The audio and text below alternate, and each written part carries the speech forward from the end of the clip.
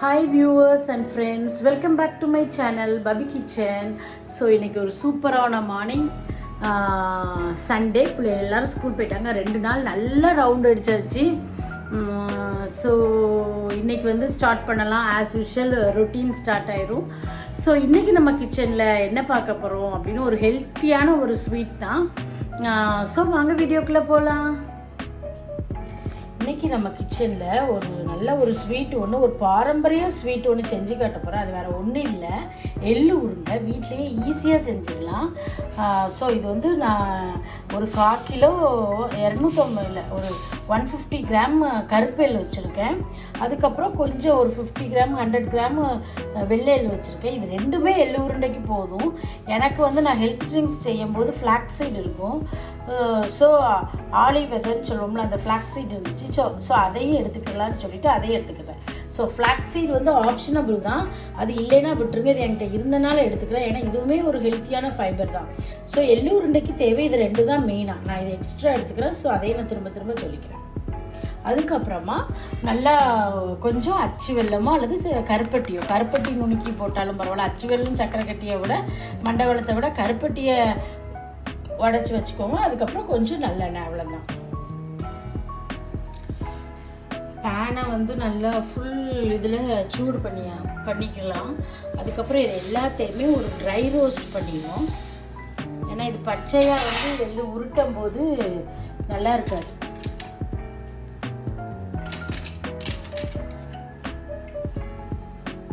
நல்லா dry roast பண்ணிக்கலாம். உங்களுக்கே தெரியும், அது லைட்டாக ரொம்ப கருகிற வேண்டாம். ஸோ எல்லாத்தையும் சேர்த்து ஒரு குட்டியாக ஒரு ட்ரை ரோஸ்ட் பண்ணிவிட்டு ஒரு 5 to 10 மினிட்ஸில் ட்ரை ரோஸ்ட் பண்ணிவிட்டு சிம்மில் வச்சு பண்ணால் போதும். பண்ணிவிட்டு எடுத்து வச்சுக்கிறேன். ஓகே வியூவர்ஸ், நல்லா சலன்னு ஒரு சவுண்ட் வேறு கேட்குது. நல்லா சிம்மில் வச்சுட்டு ஒரு 10 மினிட்ஸ் வறுத்துட்டேன். அவ்வளோ ஒரு நல்ல வாசம் ஒன்று அடிக்கி நம்ம உளுந்த பண்ணுற மாதிரி. இதை நல்லா கூல் பண்ணிக்கிறலாம்னா இதெல்லாம் நல்லா ஆறட்டும். அப்போ தான் மிக்சியில் பல்சஸில் போட்டு அரைக்கணும். பல்ஸில் போட்டு இந்த நொரன்னு அரைப்போம்ல, பவுடரியாக இல்லாமல் அரைப்போம்ல, அந்த மாதிரி ஒரு தட்டணும். ஸோ இது முதல்ல இது வந்து நல்லா கூல் ஆகட்டும். நான் வேறு ஏதாவது இன்றைக்கி ஃபுட்டு வந்து நம்ம கிச்சனில் வந்து உங்களுக்கு பண்ணி காட்டணும்னு நினச்சேன். அதுக்கப்புறம் நானே யோசித்தேன். நான் ரொம்ப நாள் கழித்து இது பண்ணுறேன். ஏன்னா எனக்கு இது காலியாகிட்டு அடிக்கடி பண்ணுவேன் எள்ளு. ஏன்னா வந்து இந்த எள்ளில் வந்து நான் சொல்ல வேண்டிய அவசியமே இல்லை. ஏன்னா எல்லாருக்குமே தெரியும், எல்லாருமே இப்போ ஹைலி எஜுகேட்டட் தான். அதோட கையில் எல்லாத்துக்குமே ஒரு இன்டர்நெட், கூகுள்னு ஒன்று இருக்குது. ஸோ அதை பார்த்து நம்ம எல்லாம் தெரிஞ்சுக்கலாம். ஸோ இந்த எள்ளில் வந்து மெயினாக கருப்பு எள் வந்து ரொம்ப நிறைய ஒரு மருத்துவ குணம் உள்ளது பாருங்கள். அது சின்ன பிள்ளையிலேருந்து பெரிய வயசானவங்க இருக்கிற வரைக்கும் நம்ம கொடுக்கலாம். அது என்ன ஃபார்மில் கொடுக்கணும் அப்படின்னா எள்ளு கஞ்சி காய்ச்சலாம். ஆனால் அதெல்லாம் நம்ம ஆட்கள் சீக்கிரத்தில் சாப்பிட மாட்டாங்க. ஸோ அதை வந்து நல்ல பால்ஸாக இந்த முட்டாய் கடையிலலாம் எள்ளு உருண்டைன்னு வச்சுருப்பாங்க. ஸோ அதை கன்சியூம் பண்ணுறது கூட கொஞ்சம் ஹார்டாக இருக்கும். அவங்க வந்து இந்த ட்ரேடுக்குனால, இந்த நம்ம விற்கிறதுக்குனால அவங்க வந்து கச்சாமுச்சான்னு இந்த சீனி பாகு ஊற்றுவாங்க கருப்பட்டிக்கு பதில். அந்த மாதிரி ஊற்றி கொஞ்சம் ஹார்டாக ஆகிடும். இருந்தாலும் அது நம்ம சாப்பிடலாம். எள்ளு கலந்துருக்குறாங்க. நான் நம்ம வீட்டிலே எடுக்கணும். என் ஹஸ்பண்டுக்கு இந்த எள்ளு உருண்டை ரொம்ப பிடிக்கும். ஸோ நான் அடிக்கடி எடுப்பேன். இதுக்கு முன்னாடி என்னோட டிஸ்கிரிப்ஷனில் நான் உங்களுக்கு காட்டியிருப்பேன். நிறைய நட்ஸ் எல்லாம் போட்டு நல்லா ஸ்கின் பிரைட்னிங்கும் ஹேர் க்ரோத்துக்கும் ஒரு ஸ்வீட் எடுத்திருப்பேன். எல்லா நட்ஸையும் போட்டு டேட்ஸ்லாம் போட்டு அரைச்சி ஒரு பால்ஸாக ஒரு க்யூப்ஸாக வச்சு நம்ம ஃப்ரிட்ஜில் வச்சு பிள்ளைகளுக்கு எடுத்து கொடுக்கலாம். என் பிள்ளைகள் இதெல்லாம் முன்னாடி சாப்பிடாது. நான் கையில் நல்ல ஒரு பெரிய சட்டாப்பா ஒன்று வச்சு கொடுத்துருவேன். டெய்லி ஒன்று கொடுக்கலாம் அல்லது 2 நாளுக்கு ஒன்று கொடுக்கலாம். ஃப்ரிட்ஜில் ஒரு சின்ன கண்டெய்னர்லேயோ ஒரு டிஃபன் பாக்ஸ்லேயோ எதாவது வச்சு ஸ்டோர் பண்ணிக்கலாம்.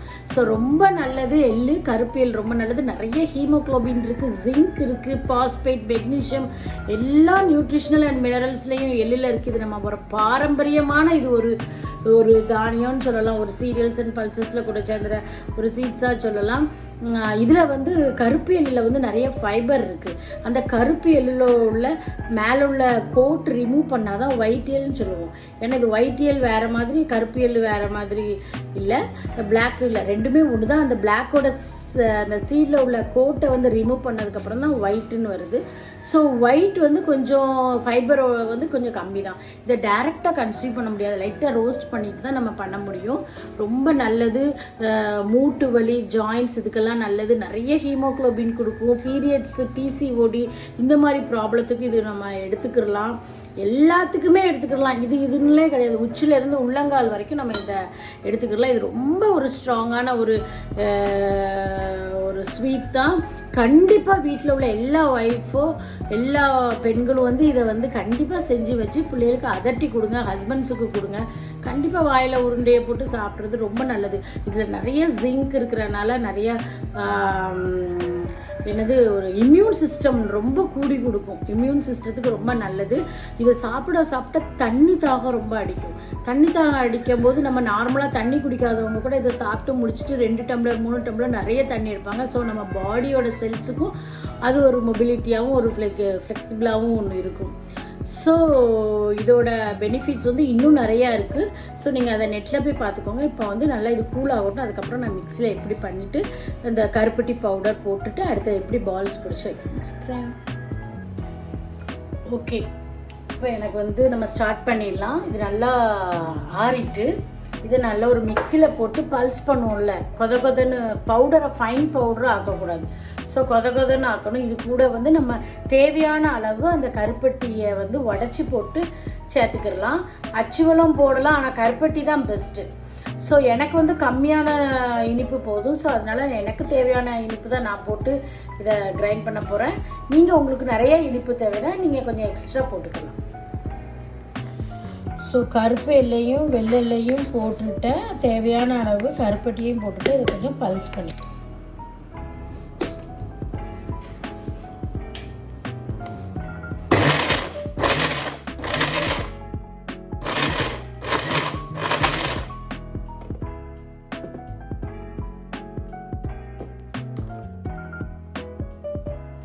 நல்லா திரிச்ச உடனே நல்ல ஒரு வாசம் வருது. ஸோ இந்த மாதிரி கொதன்னு தான் இருக்கணும், ரொம்ப பவுடரியாக போடக்கூடாது. இது போதும். ஓகே, நான் அது வந்து பல்ஸ் வச்சு தட்டிட்டேன். ஸோ இப்போ வந்து நான் உங்களுக்கு என்னோடய பால்கனியையும் என்னோடய கார்டனையும் அப்டேட் பண்ணிக்கிறேன். நல்லா இங்கே இப்போ வந்து சம்மர் குறைஞ்சிட்டு இருக்குது. ஸோ 9:30 தான் ஆகுது மார்னிங். அதுக்குள்ளே வெயில்லாம் இல்லை, அல்லது ரொம்ப வெயில் ரொம்ப இதாக இருக்கும். காலையில் வாஷ் பண்ணது. ஸோ நல்லா க்ளீன் பண்ணி எடுத்தேன். இந்த மண்ணை வந்து இப்போ இந்த மூட்டையிலேருந்து தட்டி கொஞ்சம் தண்ணி தெளித்து போட்டு வச்சுருக்கேன். ஏன்னா இன்னொரு 2 தொட்டிக்கு வந்து நான் எடுக்கணும். அதுக்கப்புறமா உங்களுக்கு ஃபுல்லாக காட்டுறேன். இது இன்றைக்கி நானும் என்னோடய ஹவுஸ்மேடும் நல்லா அவளை வச்சு க்ளீன் பண்ணி கழுவி விட்ருக்கேன். அந்த சைடு வாங்க நிறைய பிளான்ட் இருக்கும்.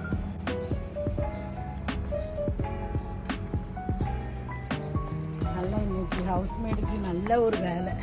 நல்ல இது வந்து பிச்சி கொடி. ஓகேயா, இது பிச்சி கொடி, இது பேம்பு, இது தாழ்பூல், இது துளசி, இதுவும் துளசி, இது மல்லிகைப்பூ, இது அரளி.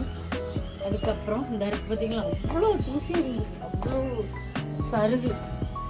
இவ்வளோத்தையும் க்ளீன் பண்ணியாச்சு. கிரேப்ஸு கொடியெல்லாம் வெட்டி விட்டுட்டோம். ஏன்னா அந்த 3 மாதம் வெயிலுக்கு வந்து எல்லாம் பட்டு போயிருந்தது. ஸோ தேவையில்லாத செடிகளெல்லாம் எல்லாத்தையும் எடுத்துகிட்டு அவ்வளோத்தையும் க்ளீன் பண்ணியிருக்கோம். அவ்வளவும் சருகாக இருந்துச்சு. ஸ்னேக் பிளான்ட்டு எங்கள் பால்கனியில் பார்த்தீங்கன்னா ஏற்ற வீடு. இந்த ஏத்தாப்பில் வந்து பார்த்தீங்கன்னா கோழி நிறைய வச்சுருக்கோம். கோழி புறான்னு வளர்ப்பாங்க இந்த ஏத்தாப்பில் உள்ள பங்களாவில்.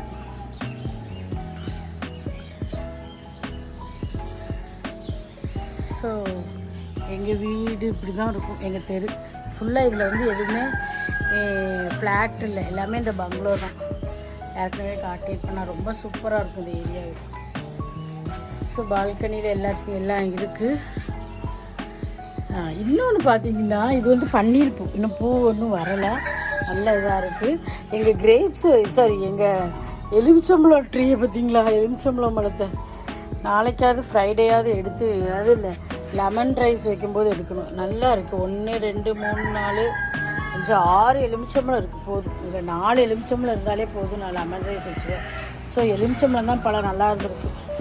எல்லாமே நல்லா ஆலோவேராவெல்லாம் கட் பண்ணி விட்டேன், கிரேப்ஸை கட் பண்ணி விட்ருக்கேன். எல்லாத்தையுமே ட்ரிம் பண்ணி வேலைக்கார பொண்ணை வச்சு எல்லாத்தையும் க்ளீன் பண்ணி நீட்டாக ஆக்கியிருக்கேன்.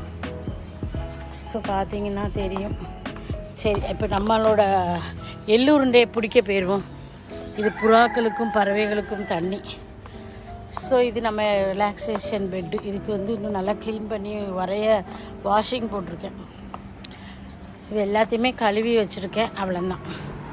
என்னோடய பால்கனியையும் என்னோடய கார்டனையும் அப்டேட் கொடுத்துட்டேன். ஸோ இப்போ நான் வந்து அந்த திரிச்சு வச்சுருக்கேன்ல எள்ளு, அதை வந்து பால்ஸாக எடுத்து பிடிச்சி நம்ம வந்து ஒரு இதுக்குள்ளே வச்சிடலாம். ஒரு பாக்ஸில் வச்சு ஃப்ரிட்ஜில் வச்சு எடுத்து அப்பப்போ சாப்பிட்டுக்கலாம். இனிப்பு வேணுங்கிறவங்க ஜாஸ்தியாக போட்டுக்கோங்க. நான் திரும்ப திரும்ப சொல்கிறேன், ஏன்னா நான் கம்மியாக தான் நான் இனிப்பு போட்டிருக்கேன். இதை வந்து இந்த பால்ஸாக நம்ம உருட்டிக்கலாம். நார்மலாக என்ன பண்ணுவாங்க அப்படின்னு பார்த்தீங்கன்னா, இதில் கொஞ்சம் பசும்பாலை தெளித்து உருண்டை பிடிப்பாங்க. ஸோ அது ரொம்ப நாள் வைக்க முடியாது. அது எப்படின்னா நம்ம ஒரு நாள் 2 நாளில் ஃப்ரிட்ஜில் வச்சு காலியாக்கலாம். எனக்கெலாம் இது ஒரு எப்படியும் 10-15 நாள் போகும்.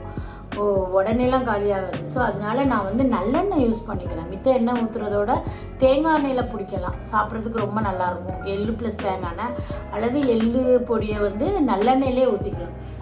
ஸோ இது என்கிட்ட நல்லெண்ணெய் இதில் இருக்குது. நல்லா ஊற்றி நம்மளுக்கு இந்த உருண்டை பிடிப்போம்ல, ஆனால் கண்டிப்பாக நெய் சேர்க்கக்கூடாது. ஏன்னா நெய் வந்து அப்படி ஒன்றும் இதை கன்சியூம் பண்ணுறதுக்கு நல்லா இருக்காது.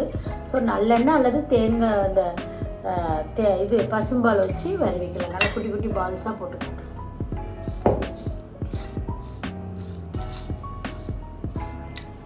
ரொம்ப டயர்டாக இருக்குது என் முகமே. ஏன்னா காலையில் 5:30க்கு எழுந்திரிச்சது. பிள்ளைகள் யாரும் இல்லை, எல்லாம் ஸ்கூலுக்கு போயிருக்குதுங்க. இவங்க ஆஃபீஸ்க்கு போயிட்டாங்க. ஸோ இதை முடிச்சுட்டு ஒரு வீடியோ போடணும். ஒரு தீபாவளி செலிப்ரேட் பண்ணும்போது நிறைய இன்றைக்கி உளறிக்கிட்டே இருக்கேன். தப்பாக எனக்கே தெரியுது. இருந்தாலும் வேறு வழி இல்லை. வழக்கமாக இன்னைக்கு கதை அடைச்சிட்டு தூங்குறது. இன்றைக்கி ஒரு வீடியோ போடணும் அப்படிங்கிற ஒரு இதுலேயே நான் இருக்கேன். ஸோ தீபாவளி செலிப்ரேட்டிங் பண்ணும்போது எடுத்தது. அதுக்கப்புறம் இன்றைக்கி எப்படியாவது ஒரு வீடியோ போட்டுடலான்னு சொல்லி கஷ்டப்பட்டு பண்ணிக்கிட்டு இருக்கேன். இதுக்கப்புறம் நான் லன்ச் வேறு பண்ணணும் பிள்ளைகள் வர்றதுக்குள்ள. ஓகே, நல்ல இந்த பால் வந்து உடையாத அளவுக்கு நம்ம பிடிக்கிற மாதிரி பிடிச்சிக்கிட்டா போதும். அவ்வளோக்குள்ளே எண்ணெய் சேர்த்தா போதும். ரொம்பலாம் சேர்க்க வேண்டாம்.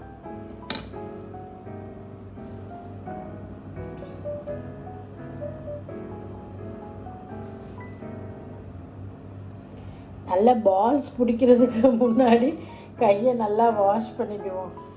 சுத்தம் தான் முக்கியம். ஸோ நான் குட்டி குட்டி பால்ஸாக பிடிக்கல, நான் பெரிய உருண்டையாக பிடிக்கேன். ஏன்னா என் பிள்ளைகளும் வந்து குட்டி பால்ஸ்னால் ஈஸியாக சாப்பிட்ரும். கொஞ்சம் பெருசாக கொடுத்தா தான் அது நல்லா யூஸ் ஆகும்.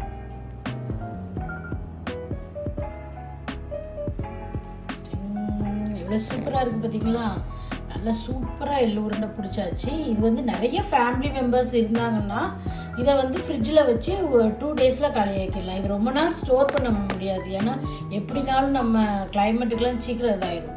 ஸோ ரொம்ப ஹெல்த்தியான இந்த எள்ளு உருண்டை இதை வந்து நம்ம இதில் வச்சுருவோம், ஃப்ரிட்ஜில் வச்சுருவோம். ஃப்ரிட்ஜில் வச்சு இது கொஞ்சம் கொலகொலன்னு இருக்கும் பாருங்கள்.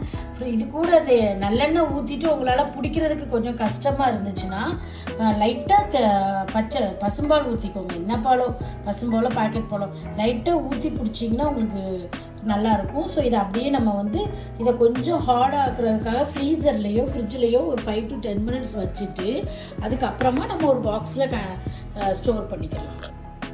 ஸோ இந்த மாதிரி நான் வச்சுட்டேன். எனக்கு ஃப்ரீசரில் வந்து நிறைய மீனும் இறாலும் இருக்கிறனால எனக்கு வேண்டாம். நான் இதில் வச்சுட்டு ஒரு 1/2 hour கழித்து நான் ஒரு கண்டெய்னரில் வைங்க. அப்போ தான் கொஞ்சம் ஹார்ட் ஆகும். ஓகே வியூவர்ஸ், இந்த எள்ளு உருண்டையை வந்து நான் செஞ்சு வச்சுட்டேன். ரொம்ப டேஸ்டியாக இருக்கும், ரொம்ப ஹெல்த்தி. பார்த்தாலே அவ்வளோ நாக்கு சொட்ட இருக்கிறது. நம்ம பாரம்பரிய ஒரு உணவு, பாரம்பரிய ஒரு ஸ்வீட்டு. அந்த காலத்துலலாம் மேபி ஒரு 400-500 வருஷத்துக்கு முன்னாடி இதுதான் லட்டு மாதிரி சாப்பிட்ருப்பாங்க. நம்ம இப்போ குலோப்ஜாம் அது இதுன்னு வந்துட்டு ரசகுல்லா, பாதுஷான்னு, குலோப்ஜாம், ரசகுல்லா மாதிரி. ஸோ இதுதான் பாரம்பரிய உணவு. ரொம்ப நல்லது. நீங்கள் பார்த்தாலே தெரியும். இது வந்து கண்டிப்பாக டெய்லி ஒன்று சாப்பிடாட்டினாலும் 2 நாளுக்கு ஒரு நாள் சாப்பிட்டுட்டு 4 to 5 days மேபி 1 week ஃப்ரிட்ஜில் வச்சா தான் முடிச்சிடணும், அல்லது வேஸ்ட் ஆகிடும். ஸோ இன்றைக்கி வந்து நான் வந்து ஃபிஷ் கறி தான் வைக்க போகிறேன்.